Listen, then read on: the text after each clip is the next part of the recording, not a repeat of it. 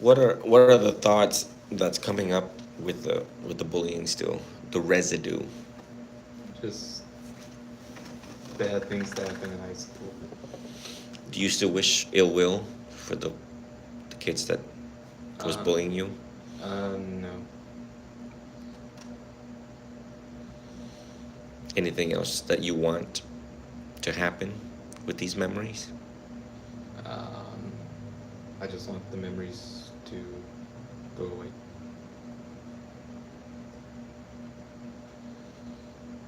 What are some things you can share with those memories? What was said, or anything that you feel Uh, comfortable with? um,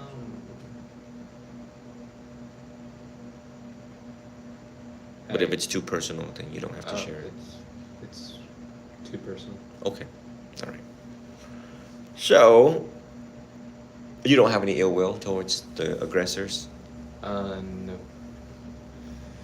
Well, I'll give you some words of advice and wisdom when it comes to our enemies. It's a rare thing not to have an enemy in this lifetime. Just because it's people. Every time when you're around people, they're gonna do some foolish things, and some words will be exchanged.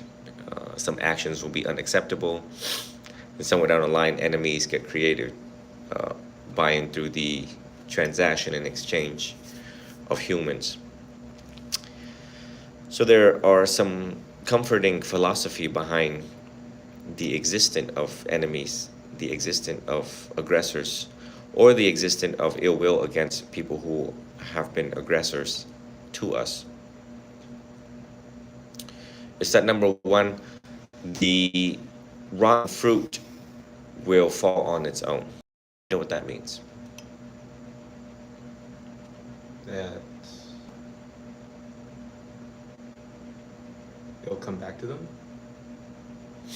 So there's a tree, there's a lot of fruits, there's peaches, apples, and the rotten fruit will fall on its own. You know what that means? Just think of a tree, lots of fruits, lots of apples or lots of mangoes, perhaps, and a rotten one will fall on its own from the tree voluntarily, just fall to the ground.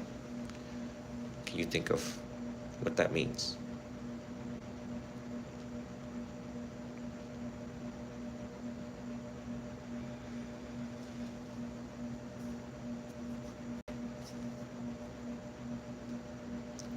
So it's rotten and it's spoiled, right? It's not good anymore. Obviously, something is defective with it that could cause it to be rotten and spoiled. It's no longer sweet. It's no longer functioning like the other rest of the other fruits. Maybe perhaps um, insects infiltrated the fruit, or insecticides, or whatever the case may be, or just by and through nature and the biology of the tree, a fruit just has maxed out its life cycle on the tree, on the branch, so it just falls on its own. Once it falls on its own and it hits the ground, it's now subject to decay and decomposition. So we really don't have to worry about that anymore. People always typically worry about the ones that are still good, the good fruits on the tree. The one that's already fallen, well, it's pretty much dead. Now, philosophy says that people are similar to these fruits, whereas a person who is rotten is a person who is filled with negative energy, has ill will, a person that just doesn't really like life or people. They are mean to other people. They do not dedicate their body, speech, and mind for the benefit of other people. So they have become rotten. And there's a lot of nasty people out in the world. You agree? Yes. You watch the news? Yes. You've seen a couple of them Yes. on the news, yeah? Yes. Mass murderers, shooters, rapists, these are typical individuals that would be considered rotten fruits in society. It's not to judge them, but it's an accurate way of describing that something happened to them and they just turned very evil. And so the rotten fruit will fall on its own. So you don't really have to worry much about people who have done wrong to you, because if they continue to do wrong, we don't know if they are or they're not, right? We just assume. But if, once they did wrong to you and if they continue to do wrong, then trust me, one day they will fall on their own and by themselves and to themselves. The second thing is the workings of karma does wonders. They say karma never forgets an address. Do you know what that means? Karma will always come to you. Always will find the person who's done wrong, and that person will have its day with karma. If it is well founded that they willfully, knowingly, and intentionally cause harm to another individual, karma just waits for the right time, but it never forgets. It never forgets. It never forgets, and it never forget. So therefore, it never forgets an address where the person lives, reside, in this lifetime and future lifetime to come. The law of cause and effect works wondrously. You just have to put a lot of faith into its working, that it will take care of what needs to be taken care of. You know what I mean? Yes. So I just wanted to explain those two very comforting but nonetheless real philosophy and real mechanics, reality of how we live in this life and how things will take care of it on its own. Now, let's talk about how we're going to make certain memories go away. By meditating. That's one way. The more we entertain a thought, the more it lives inside of our head.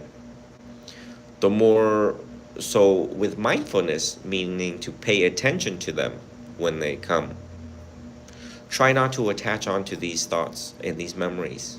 Attachment means to analyze them, to think about them, to feed into them, and to live with them.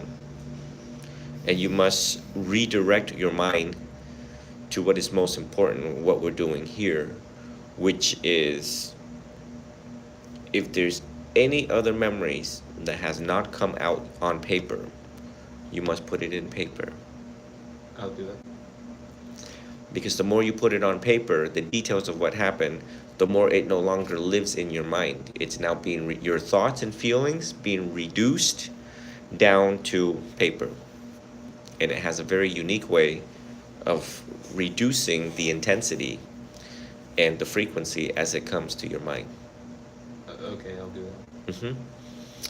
The second thing to also remind yourself is that there is a lot of work to be done, and there's not a lot of time to sit there and entertain these thoughts. Now, when I say there's a lot of work to be done, do you know? Study the Four Noble Truths and the Eightfold Path. What else?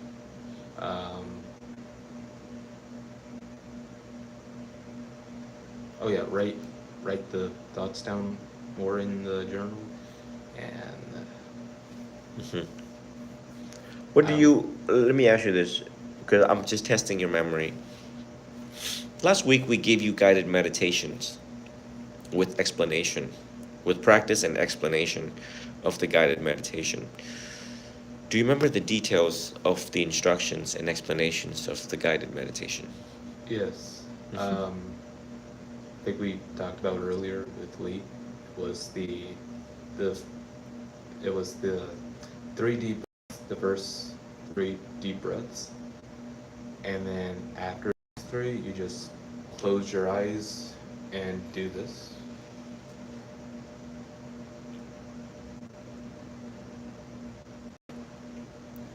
Tell me what we're doing with the breath. We're not doing anything because the breath is just doing it on its own. Are you sure?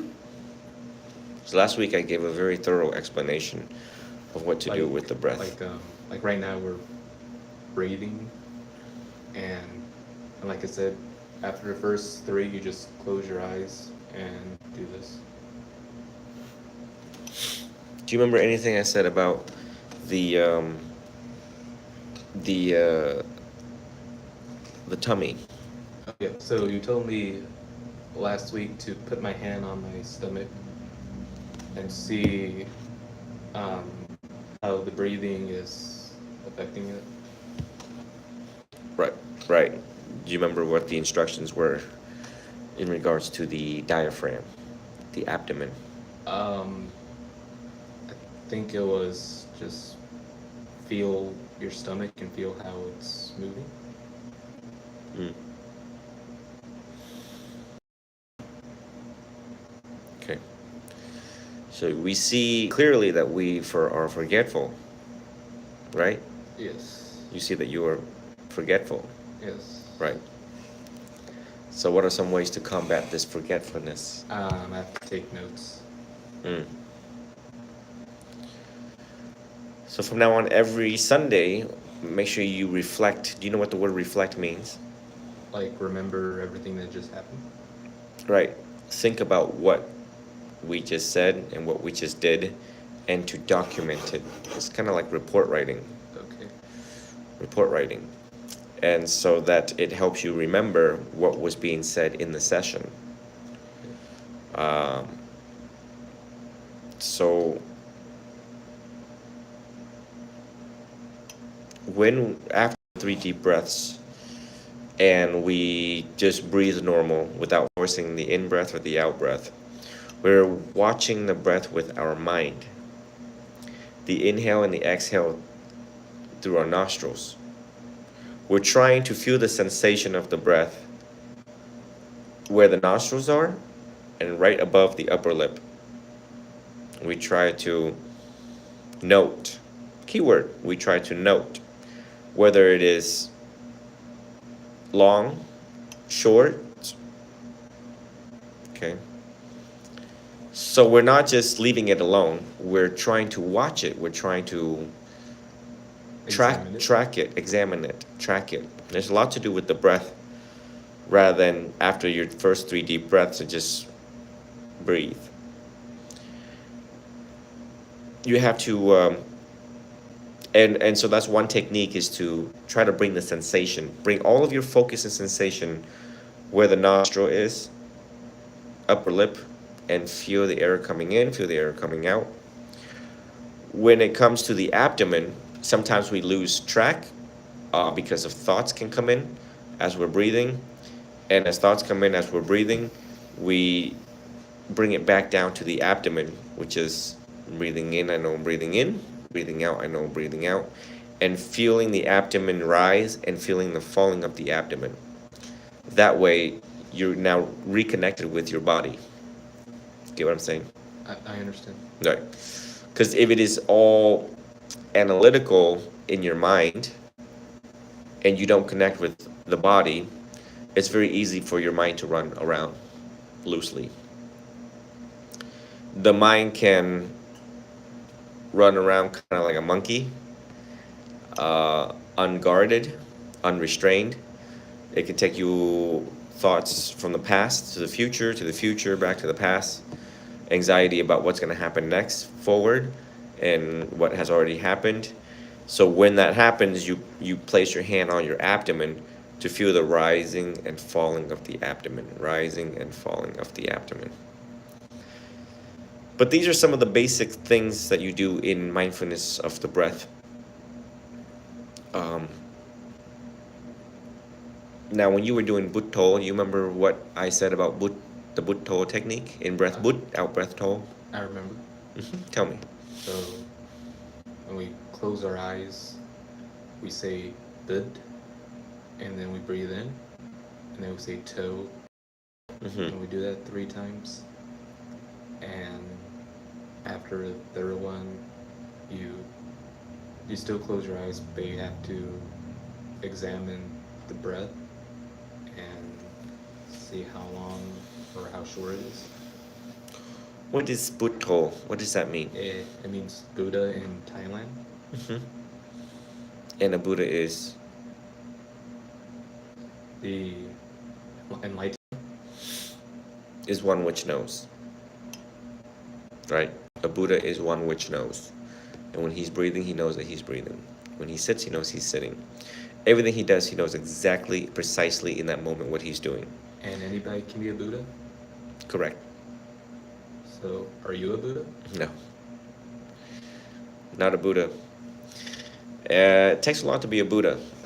And before becoming a Buddha, one has to be an Arahant. What's that?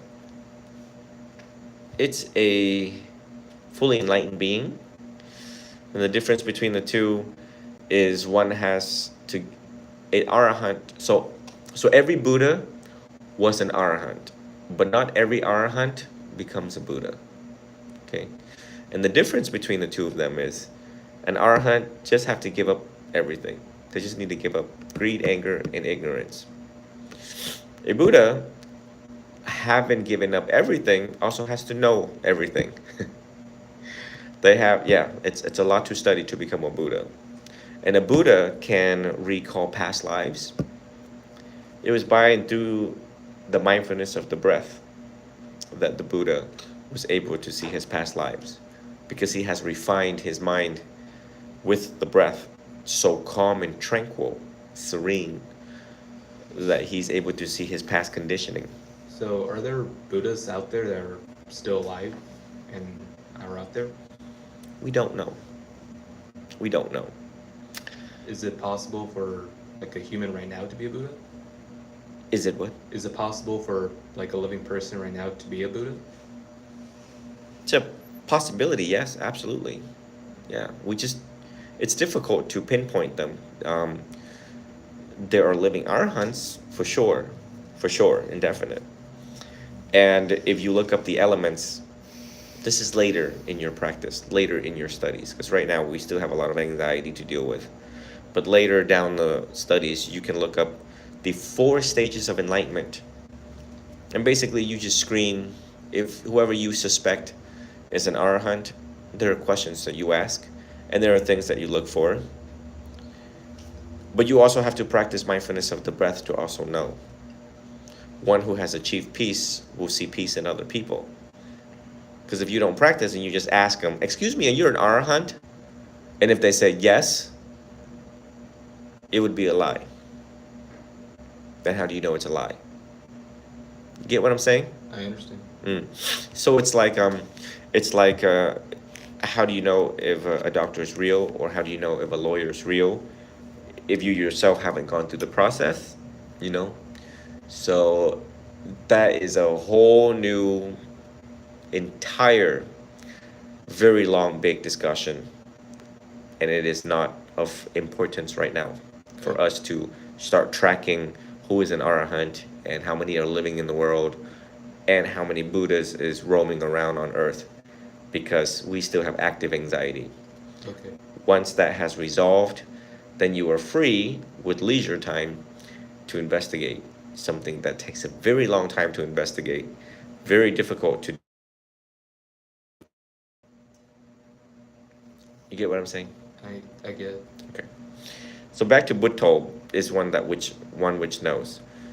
And it just reminds us, it is a constant reminder of staying in the present moment of the breaths. So for the next couple minutes here, we're going to practice that. Okay. So, because in the beginning you were still forcing the breath, and I just wanted to give some time for us to practice, so that when you leave, you know how to do it properly. If this phone would just stay still. Okay. All right. So at this time, back straight, shoulders relaxed, relaxing all of the muscles on your face.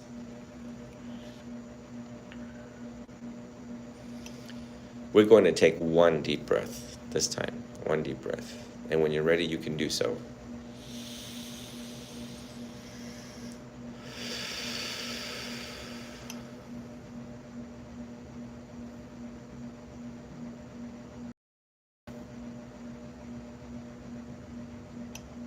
As we just completed our one deep breath, we continue to breathe normally.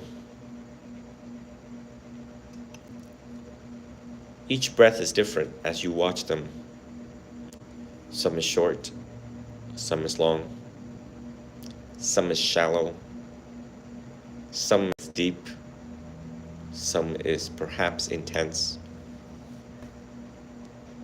We watch them with happiness. We welcome the in-breath. We easily let go of the out-breath.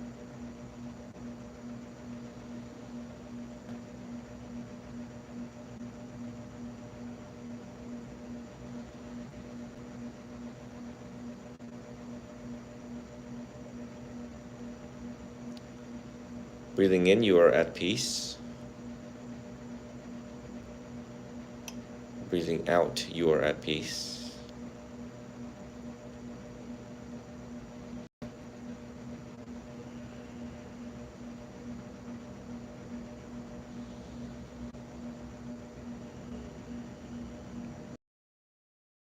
Our attention to the nostrils. And as we breathe in, feel the air coming in at the site of the nostril, just above the upper lip.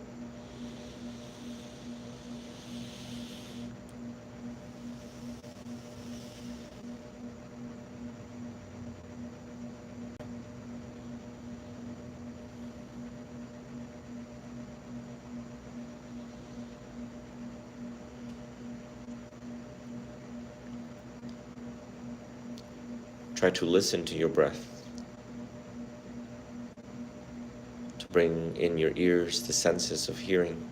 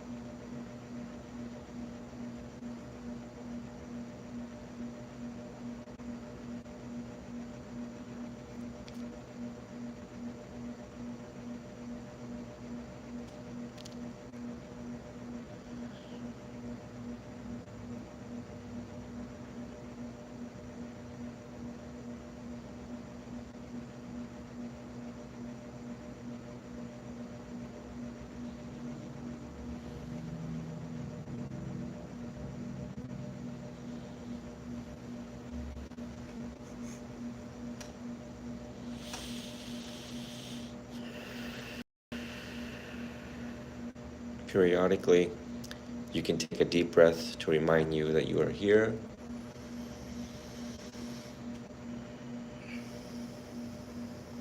The sensation of the deep breath is overpowering, and it reminds us that we are here and we are watching the breath.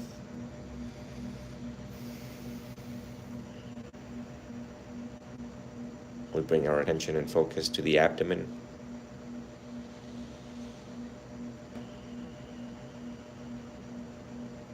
And as we breathe in, we notice that it is rising.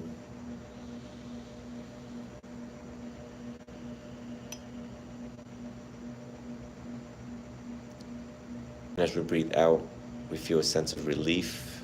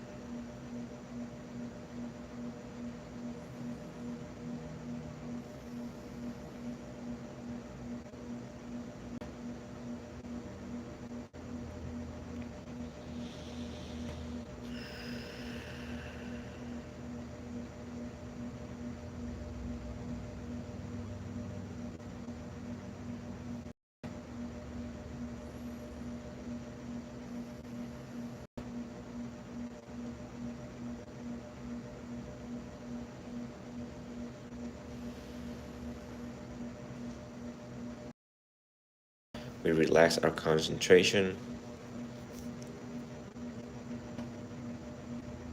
bringing a small smile to our face.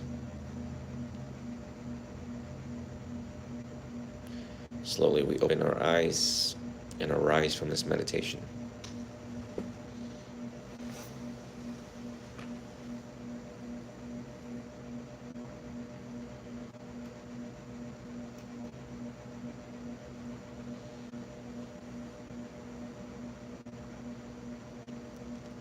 Okay.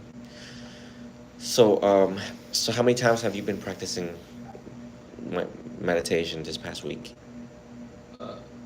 3 times a day. Every day? Yes. Okay. All right. We're constantly monitoring how you remember and what you write and how many times you write. What we want to see is every 2 weeks you get a new notebook like that. That's how much you should be writing. So every 2 weeks buy a new notebook, Mm-mm. You should fill it up. like the whole thing. What I'm trying to say is write more. You did a good job taking notes on the bullying. Did that say anything to you as you doing that research? Yes, it got me knowing why they do it and the outcome of doing it. Yeah, and no one ever stopped them to help them understand.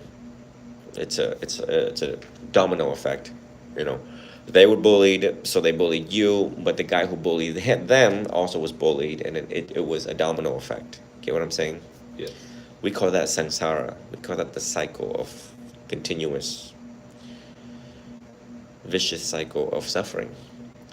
And so we can stop that cycle by meditating and by understanding the root cause of it, the causes and conditions, and by having compassion for our aggressors and just leave it for karma.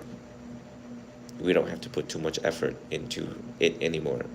We have to channel our effort for new assignments, for new information to replace old information, to study the Four Noble Truths, of which you forgot. You have to get the Four Noble Truths down. So write them down. So this week, I need for you to write down, look up 5 sources online, and take extensive notes. You should be able to fill the entirety of that by next week. Like the entire thing. Mm-hmm. So Because both of us have taken notes. You know, the amount of notes that I've taken is from this floor to that ceiling, in handwritten. and every day you would write a note down. Not so much anymore, but in my younger days when I was your age, I wrote a lot in order to retain information, keep certain things from running away from my mind, to keep them there so that I can recall them when I need them, So by next week when I'm here, this entire thing should be filled. with Four Noble Truth. Okay, and what if it isn't? Then you have to remind yourself, why am I not putting enough effort into this? If you want to achieve peace, this is the work that you have to do, just like all of us do. Okay, I'll do it. Get what I'm saying? Yes. Well, you do it because you want to do it, not because I tell you to do it. So when I get home, write down the Four Noble Truths, the Eightfold Path, everything that you showed me today, and after that, keep writing down the bad thoughts that keep coming in my head, and We want to track. We want to track how many bad thoughts come in your head, how often, and how long do they last. That's part of your personal journal. And then the other part of the journaling is the academic study of the Four Noble Truths. okay, I'll do that. Do you feel that this is a natural recommendation? I'd say yes, taking notes down and everything you said true, but I don't think I'll have the entire thing filled out by next Sunday. I don't think that might not happen. Sure, it's okay. Do you take joy in researching? Yes. Okay. So you just have to be creative in writing. You know what I mean? Once you copy down what it says online, then ask yourself, what does it mean to me? Once you copy down the First Noble Truth, really read it, think about it, think about what they want you to know, and what does it mean to you. And whatever it is, whatever conversation you have in your head, you write it down. Yes. Because no one can read your mind, right? That's why we write it down. So that you can see what you've been thinking about, how you've been thinking about it. And it gives me a plan to move forward. Yes. Right. We also keep journals ourselves. And obviously no one can read the mind of a monk. Obviously no one can read the mind of anybody. That's why you see writers, they write a lot. That's why there's books out, because a book just means the writer wants other people to know what they're thinking, what their opinion is, and what are the facts. So, now with the existence of YouTube, people just speak, and other people are like, oh, I get it. But the manual way of doing it is to read and take notes. Because once you see it for yourself, which is what the Buddha wanted us to do. We're doing exactly what the Buddha wanted us to do, which is to see it for ourselves. And he wants you to see the Four Noble Truths for yourself and to take notes by yourself. A lot of human efforts before you can become an arahant. The Buddha achieved enlightenment by and through his own investigation. So when it came to the First Noble Truth, birth, old age, disease, decay, the Buddha had to go out and find it and look for it. He had to actually see an old, crippling guy. He had to see death. He had to look at a dead body and realize, oh, wow, he's deader than a doorknob. He's dead. He's decomposing. Okay, this person is sick. This person is old. They're frail. They've got broken bones, etc. All the things that we see with sickness, old age, and disease. The Buddha himself had to see that to be convinced that he is going to be the same thing. So what I'm teaching all of you and the rest of the world who's watching, is to how to replicate what the Buddha did in order to become the next Buddha.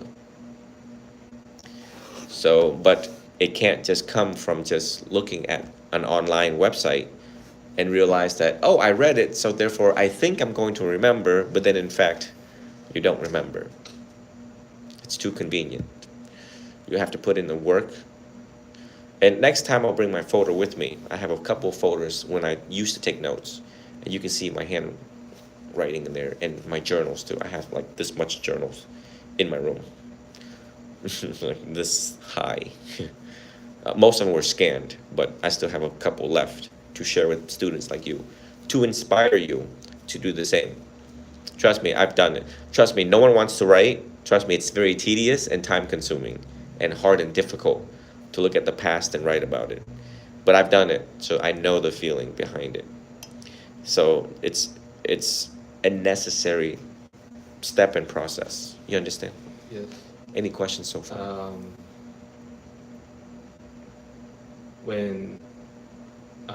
Did Lee also have to write like a lot also when you were teaching him? Mm-hmm. Yeah, ask him. Go ahead. I still do.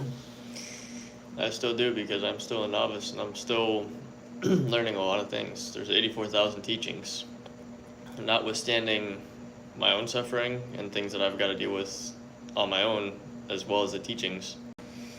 So did you also write as much as he did? Not yet, because I have not been alive as long as him, but I've taken as many notes as I can. I read until my eyes can't read anymore, and I write until my hand can't write anymore.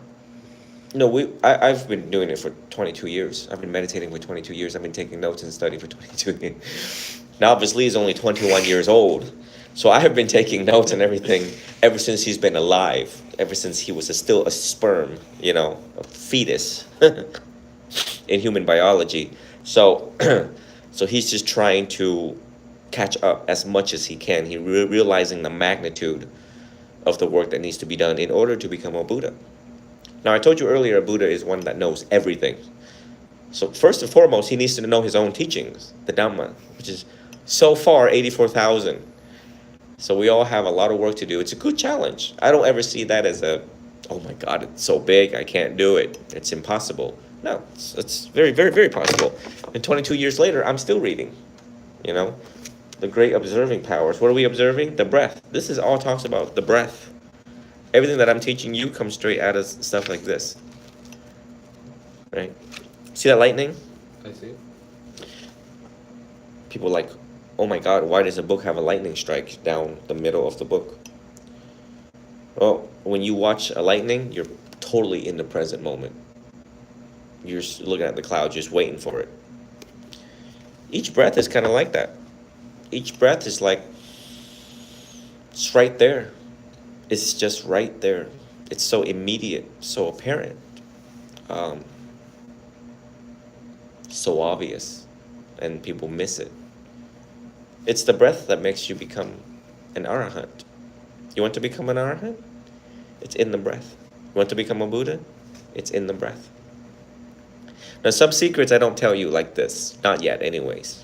I reserve to tell you certain secrets. But the first noble truth also lies in the breath. Suffering. Where does it lie in the breath? Go ahead, breathe in. Hard. You feel the suffering? You feel the effort that you have to put in order to achieve a full in-breath? Because I'm putting work into it? Yeah. Isn't that suffering? Yes. Isn't that stressful? Yes. Yeah. You know, people in COVID times, when they had COVID, or when you run like a mile or half a mile, or nowadays, one St. Pete block or one Tampa block, that's suffering, right? They're struggling to breathe. So the direct evidence lies in the First Noble Truth. There's a lot of fun things in studying the Four Noble Truths and the direct correlation in that. So we will reserve all this little fun stuff next week, okay? I can't give you all the secrets because you won't remember them. And you have to do the work too in order to make it fun. So you're doing a great job, and we'll see you next Sunday, okay? Okay. All right.